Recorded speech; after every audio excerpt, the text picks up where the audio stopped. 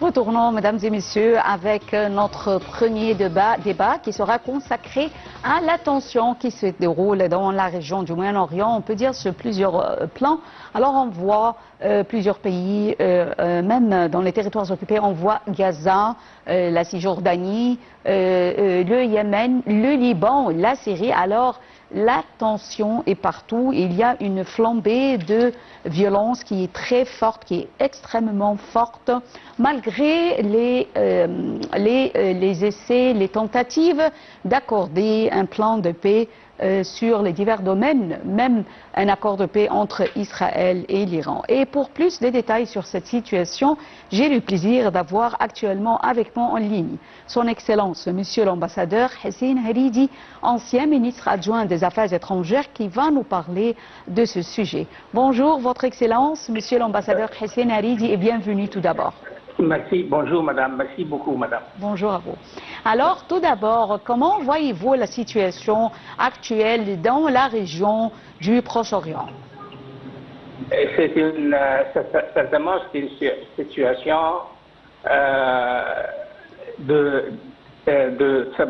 certainement d'insécurité, d'instabilité et il n'y a pas actuellement des signes que ça va s'apaiser dans les prochaines semaines. Ceci dit, certainement, il y a beaucoup de tentatives de part et d'autre pour apaiser la situation et pour trouver des solutions pacifiques aux multiples crises qui frappent le Moyen-Orient depuis octobre 2023. Depuis 2 jours, l'Égypte a accueilli des pourparlers, des discussions avec l'envoyé spécial de M. Trump. Et puis l'envoyé spécial, M. Kushner, s'est dirigé vers Israël et espérant que les pourparlers, les résultats de ces pourparlers en Égypte et en Israël porterait des résultats entre guillemets positifs d'ici les élections israéliennes octobre prochain.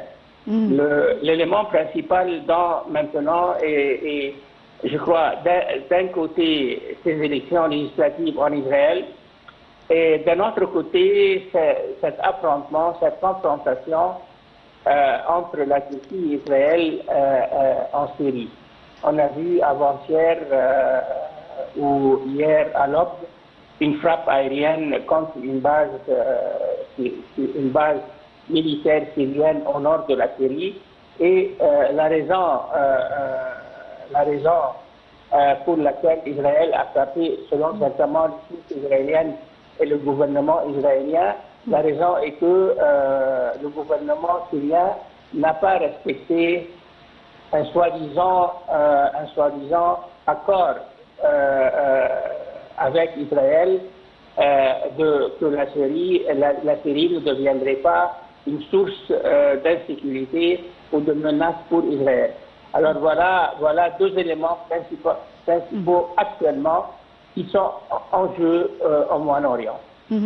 Alors, vous avez mentionné la rencontre de Jared Kushner, le porte-parole américain pour la région du Moyen-Orient. Et il s'est entretenu au Caire avec les dirigeants du Hamas et également ensuite il s'est rendu en Israël. Alors, veuillez, Votre Excellence, Monsieur Hussein Haridi, nous jeter un peu de détails sur cette rencontre en Égypte et en Israël. Non, la mission principale de l'envoyé spécial de M. Trump, M. Jared Kushner, certainement, il était accompagné avec M. Witkoff et M. Blair, Tony Blair, l'ancien Premier ministre britannique et certainement membre du conseil d'administration de la paix. Oui, exactement. Et je crois que c'était de se mettre d'accord sur la mise en œuvre de la feuille de route sur Gaza.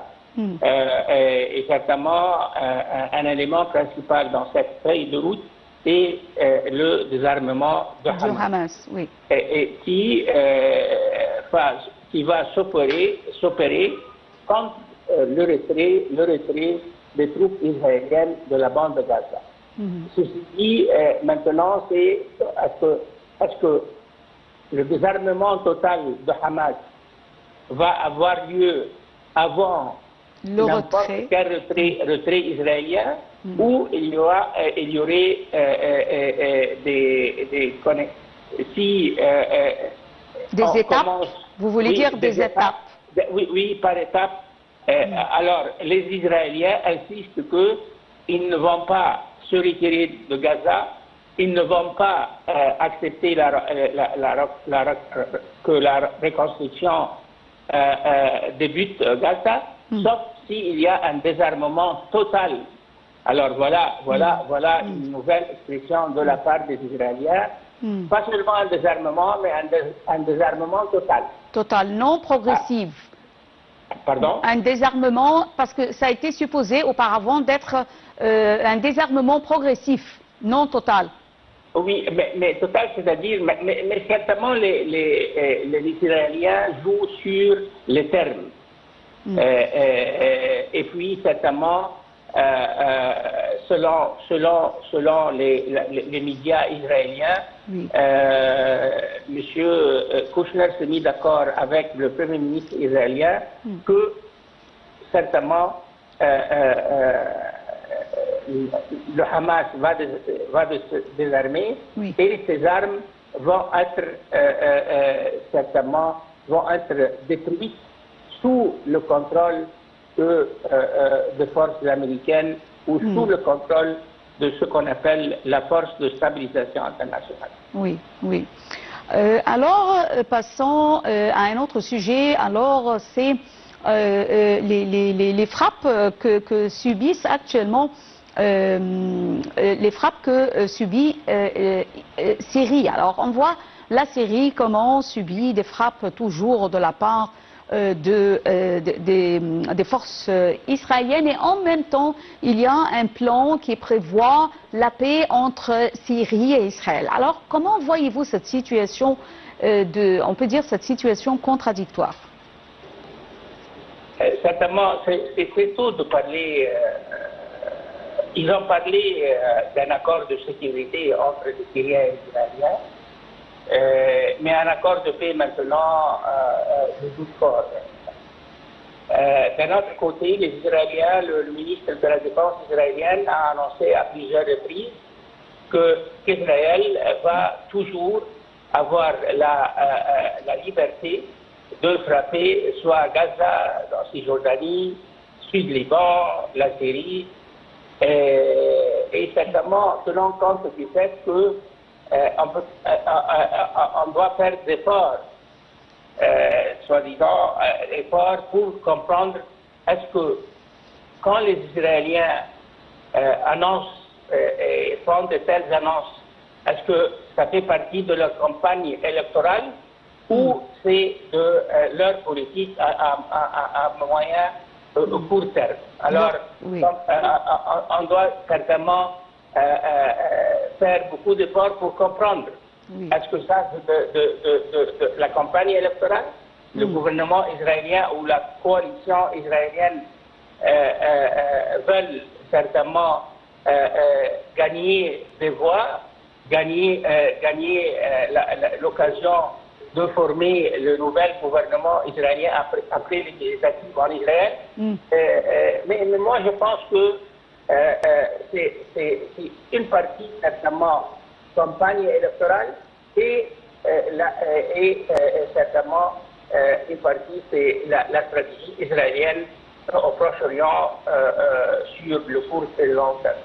Donc, vous voyez, Votre Excellence, que c'est plutôt un plan pour la campagne électorale israélienne. Les deux. Les deux ensemble. Les deux. À mon avis, c'est les deux. Certainement, ces déclarations faites soit par le chef du gouvernement israélien, soit par leur ministre de Défense, je crois que ces déclarations-là, ces prises de position, pourraient être analysées dans les deux cas, dans les deux contextes. Oui, en passant vers l'escalade israélienne dans le sud du Liban, alors est-ce que vous voyez que cette escalade au Liban, est-ce qu'elle constitue, on peut dire, une sorte de pression dans les négociations? On peut dire que est-ce qu'elle est comme une flamme du début des négociations, ou bien au contraire c'est une flamme d'une nouvelle guerre au sud du Liban? Comment vous voyez la situation au Liban avec Israël? Certainement, les Israéliens veulent imposer leur volonté sur les Libanais et les Américains, certainement.